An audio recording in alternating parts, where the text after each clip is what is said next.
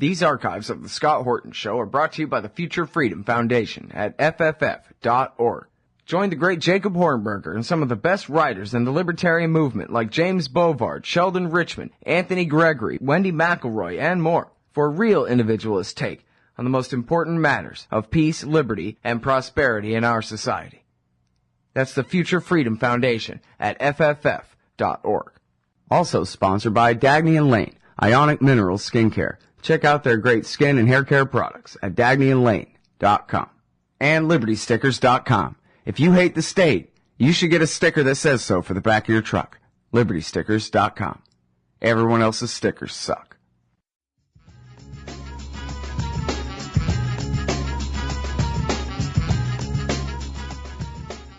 All right, y'all, welcome back to the show.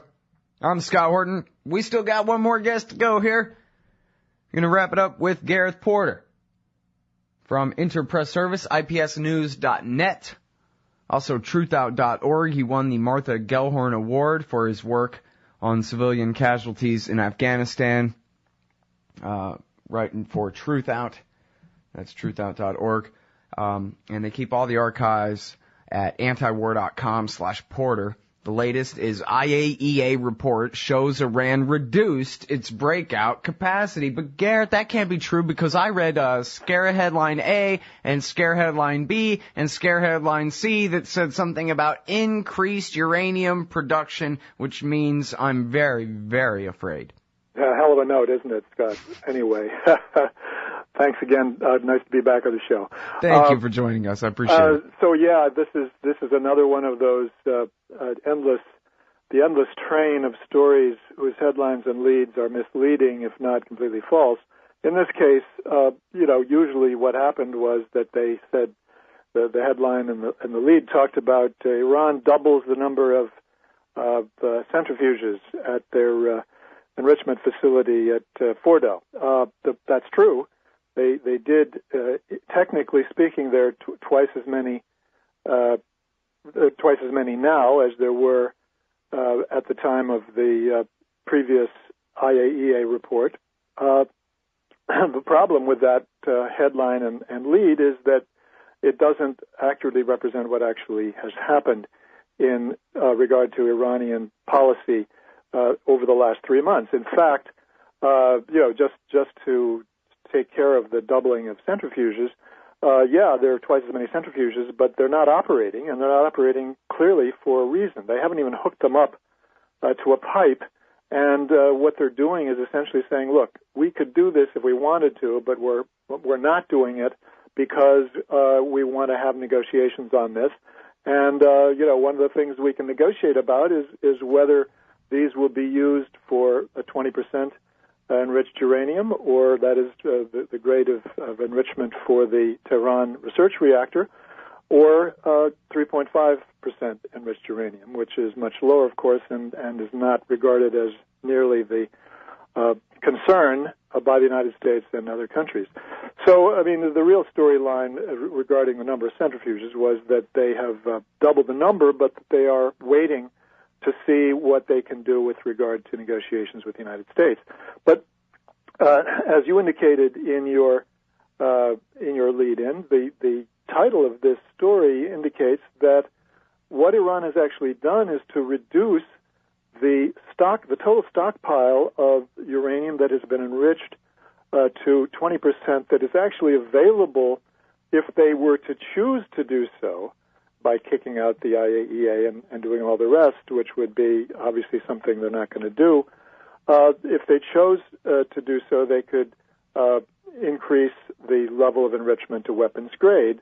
And instead, what they've done is to actually reduce that stockpile of uranium that could be enriched to weapons grade by actually taking most of, basically all of the stockpile that they've accumulated in the previous round of enrichment, that is from May to August, and they've basically turned it into a form of uranium that cannot easily be reversed, cannot be turned into a weapons grade uranium. So They've actually sent a signal by doing that they are headed in a different direction from the one that, of course, the United States and the P5+1 in Israel are all saying that they're headed towards, which is rushing to have the capacity for a nuclear weapon.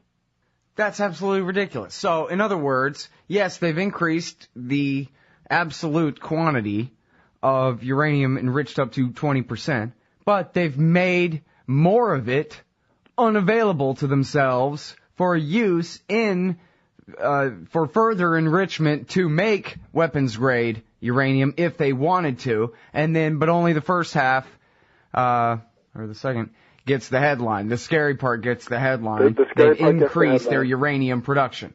And that is clearly not the real story, and the IAEA is to be faulted. Although I did not, go into that point in my story, clearly the IAEA is to be faulted for having failed to make that point clearly. One had to carefully research, comparing the data which is hidden essentially in a table at the end of the report, of this August 30th report, with the data which is in the previous report on May 25th, if I remember correctly the date.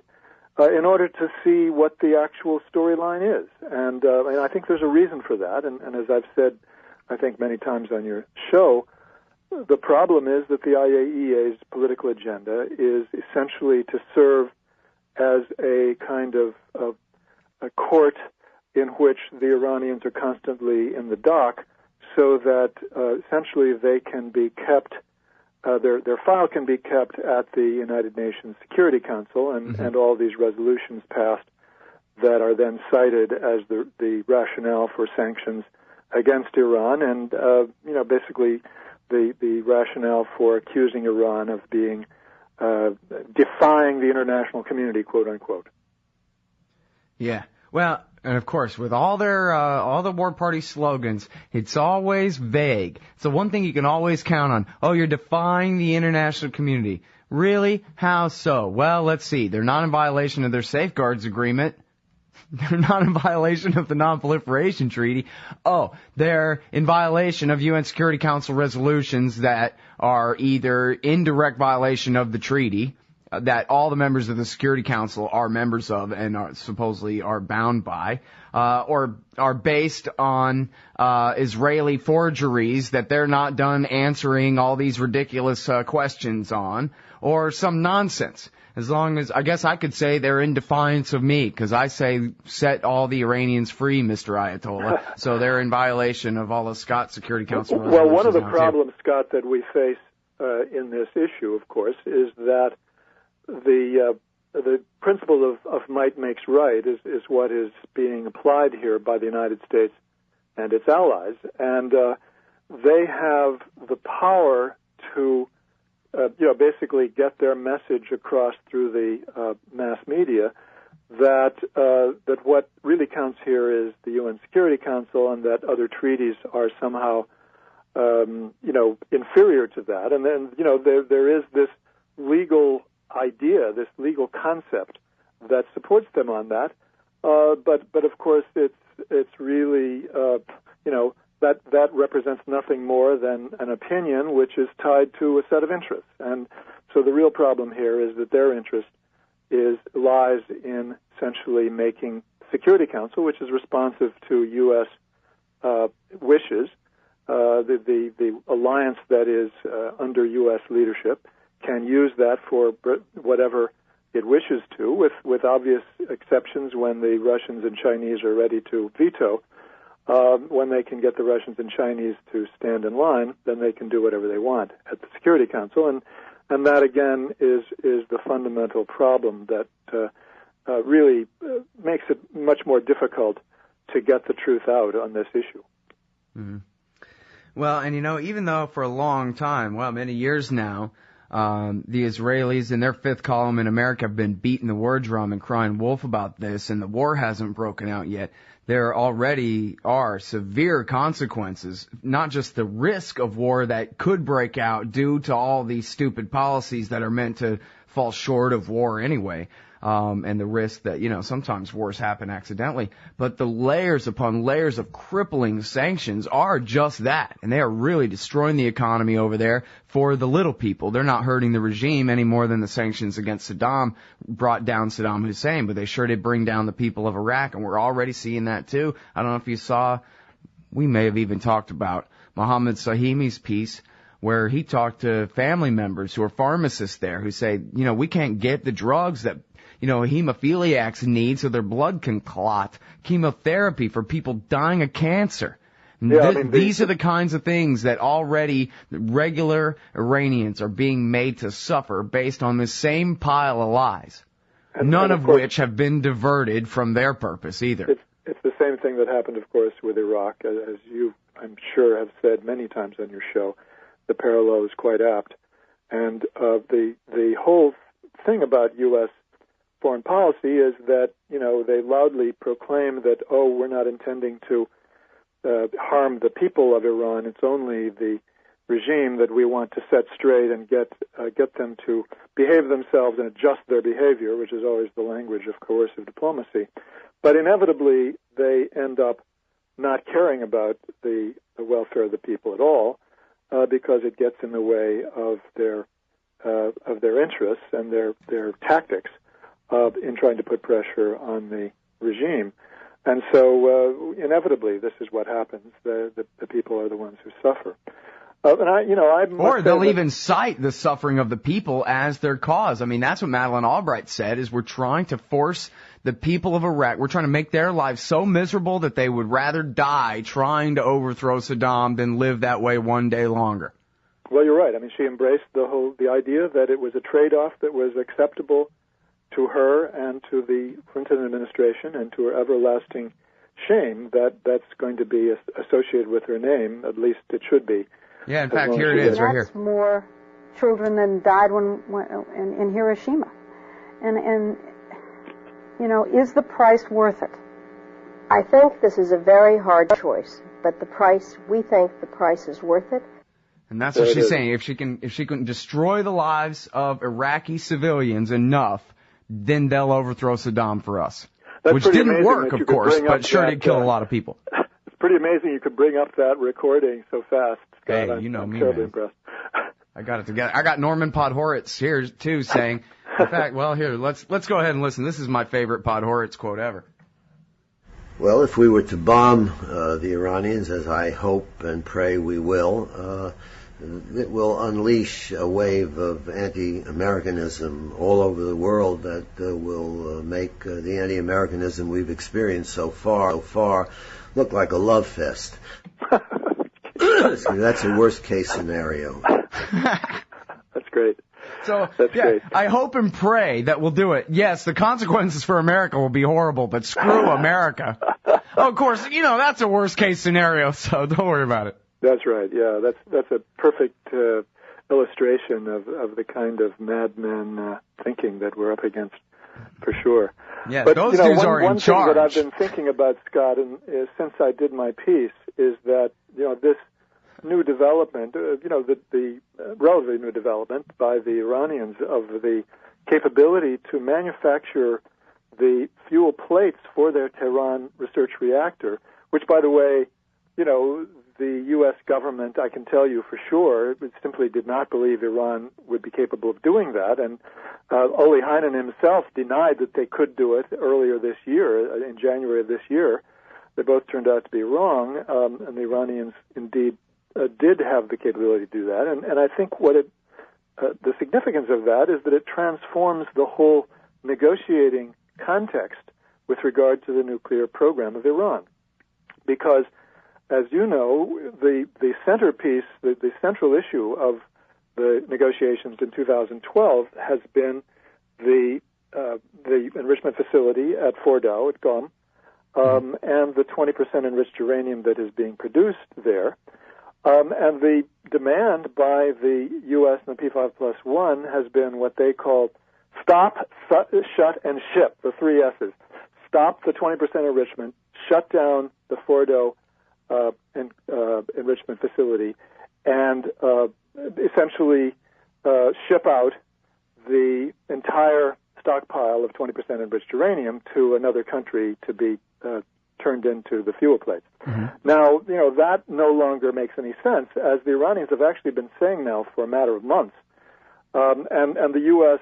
Negotiating position going into those talks had simply become irrelevant by the time they met in June. I think it must have been clear by that time that the Iranians did, in fact, have the capability to do this, because the IAEA was already reporting about it in their May 25th report.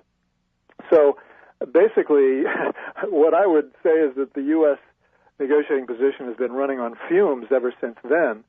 And I think they have to go back to the drawing board now and say, okay, well, we're going to have to come up with a different proposal, because... Well, we'll just go back to being afraid of 3.6% again, since they're taking all their 20% and making medical isotope reactor fuel out of it. They may well do that. That's probably the direction they'll be moving. Either that or they'll blame them for all our problems in Iraq. Well, that goes without saying that they're going to do that. But I think what the implication of this development is that Iran could, in fact, also manufacture the fuel rods or whatever the correct technical term is for their